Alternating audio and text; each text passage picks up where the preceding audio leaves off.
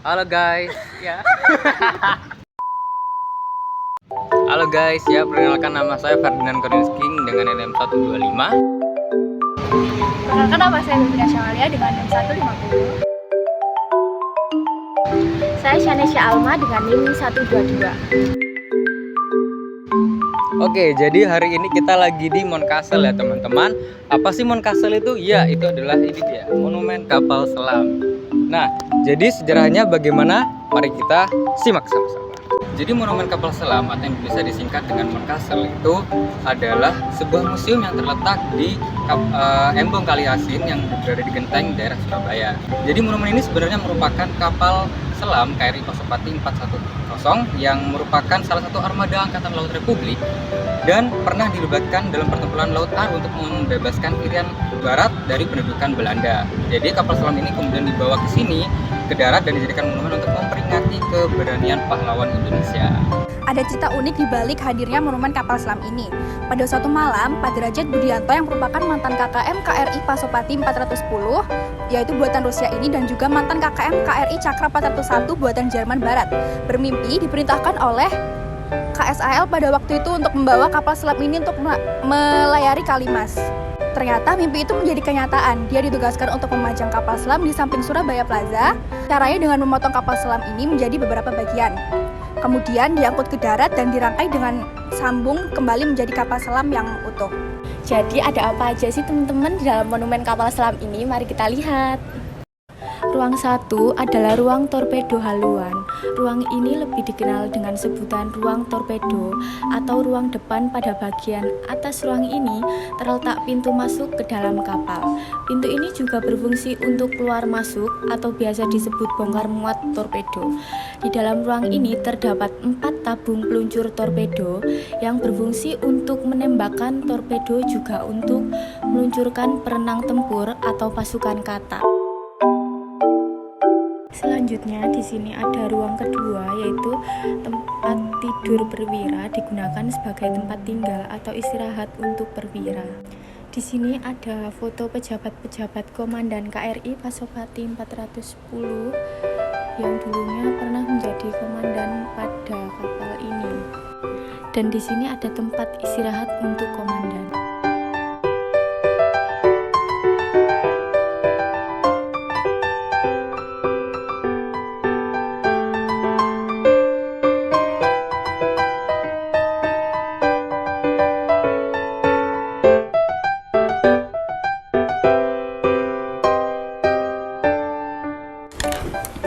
Ruang 3. Ruang ini merupakan tempat pengendalian dan pusat informasi tempur, di mana seluruh kegiatan pada saat kapal beroperasi atau berlayar ataupun sedang melaksanakan serangan torpedo yang dikendalikan oleh komandan kapal dari ruang ini. Ruangan ini terdapat kemudi vertikal, kemudi horizontal, depan dan belakang. Kemudi untuk mengendalikan arah haluan kapal, kanan atau kiri, sedangkan kemudi horizontal dan depan belakang adalah untuk mengendalikan kapal menyelam atau timbul. Kemudi terdapat kolom penghembusan udara tekanan tinggi atau UTT untuk menghembus tangki pemberat pokok atau TTP pada saat kapal akan timbul. Terdapat alat angkat yaitu periskop navigasi, anten komunikasi, periskop serang, anten radar atau flag dan anchor, dan tabung snorkel. Di belakang alat-alat angkat terdapat ruangan radar di mana di dalam ruangan ini. Radar flag sebagai radar navigasi, sedangkan radar anchor adalah radar pasif untuk mendeteksi frekuensi radar lawan. Bila kapal selam sedang menyelam dan diesel dijalankan, maka memerlukan udara agar diesel bisa jalan, maka udara dari luar kapal disalurkan melalui tabung snorkel. Ruang ini terdapat meja peta untuk mengecek posisi kapal. Di belakang meja peta terdapat induk giro kompas, yaitu menunjukkan arah mata angin. Di belakang induk giro kompas terdapat bilik hitung, yaitu untuk serangan torpedo. Ruangan ini terdapat juga sonar, di mana peralatan ini sangat vital bila kapal selam telah menyelam pada kedalaman di bawah periskop. Sonar dibagi menjadi 2 bagian, yaitu sonar aktif atau Tamir dan sonar pasif atau Phoenix.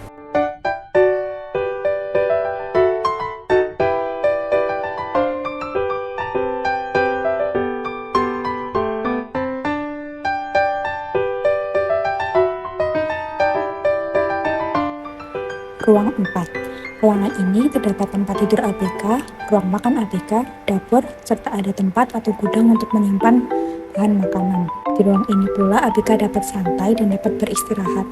Terdapat peralatan bantu kompresor udara dan konverter listrik.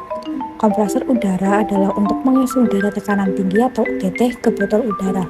Di bawah ruangan ini terdapat ruangan battery group 2 dengan jumlah 210 sel. Pada saat perang tempur, pintu antar ruang harus tertutup rapat dan kedap.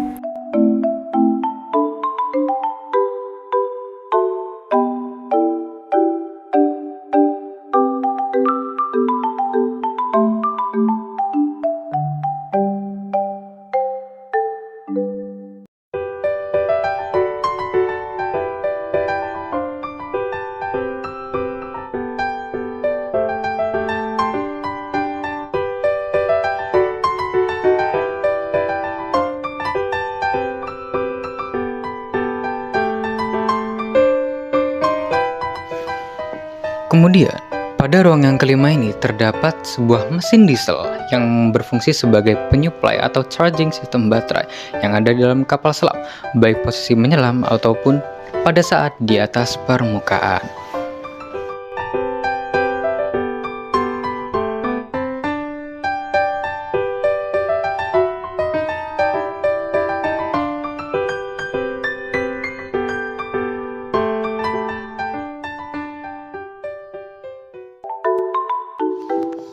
Kemudian pada ruang yang keenam adalah ruang listrik, di mana terdapat 2 buah motor listrik atau generator pokok untuk menggerakkan baling-baling atau pengisian baterai. Motor listrik ini dapat berfungsi ganda bila diputar oleh tenaga listrik dari baterai, maka berfungsi sebagai motor listrik penggerak propeller, dan bila diputar oleh diesel pokok sebagai generator, maka berfungsi untuk pengisian baterai. Di sini terdapat pula 2 buah motor ekonomi yang digunakan pada saat kapal berlayar dengan menggunakan kecepatan ekonomis serta peralatan bantu lainnya. Juga terdapat pula tempat tidur untuk ABK. Nah, motor listrik sendiri sebagai motor pendorong pokok pada waktu kapal sedang menyelam dengan kecepatan 13 knot atau yang dari 1 knot itu sama dengan 1,8 km per jam. Kemudian, motor ekonomi sebagai mesin motor atau pendorong yang digunakan untuk menghindari deteksi sonar kapal lawan dengan kecepatan sampai 2-3 knot. Kemudian pada ruang yang ketujuh terdapat ruang torpedo buritan yang dimana berfungsi untuk meluncurkan torpedo menuju sasaran tembak dari belakang kapal selam tersebut. Juga terdapat pompa hidrolik yang berfungsi untuk mengubah energi mekanik menjadi energi hidrolik. Dan di sini juga adalah pintu keluar atau masuk ABK digunakan sebagai pintu keluar serta sebagai pintu darurat atau emergensi apabila kapal selam tenggelam.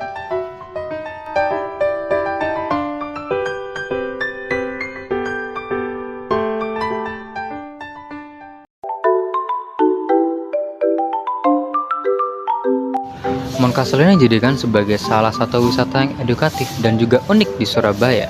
Tidak hanya melainkan interior kapalnya, tetapi juga terdapat pemutaran film tentang peperangan di Laut Aru.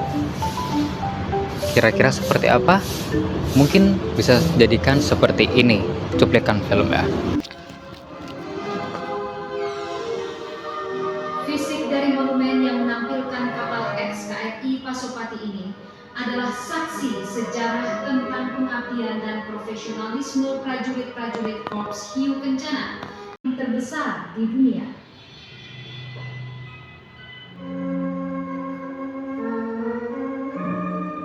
Sebagai negara maritim terbesar, wilayah Republik Indonesia meliputi 17.508 pulau, luas laut 5,8 juta kilometer persegi, dengan panjang pantai 81.000 km.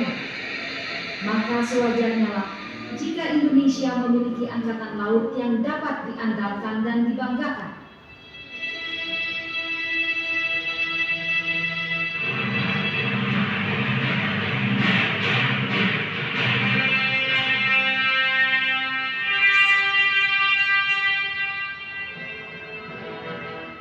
Sejalan dengan perjuangan bangsa Indonesia dalam mempertahankan kemerdekaannya, saat itu pula lahir dan tumbuh TNI Angkatan Laut yang dicikal bakali oleh Badan Keamanan Rakyat Laut atau BKR Laut yang lahir dalam kancah perang kemerdekaan 1945.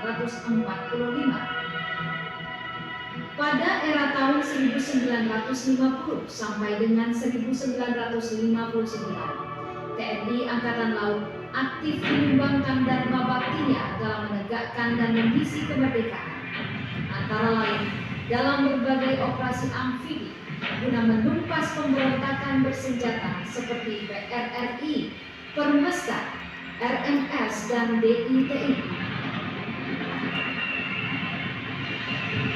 Memasuki tahun 1960 sampai dengan tahun 1968, TNI Angkatan Laut makin berkembang dengan dimilikinya sejumlah kapal perang jenis destroyer, frigat, peluncur roket, dan kapal selam. Bersama-sama Oke guys, mungkin segitu saja yang bisa kami sampaikan. Jadi ya kurang lebihnya mohon maaf. Jadi kami sampaikan wassalamualaikum warahmatullahi wabarakatuh.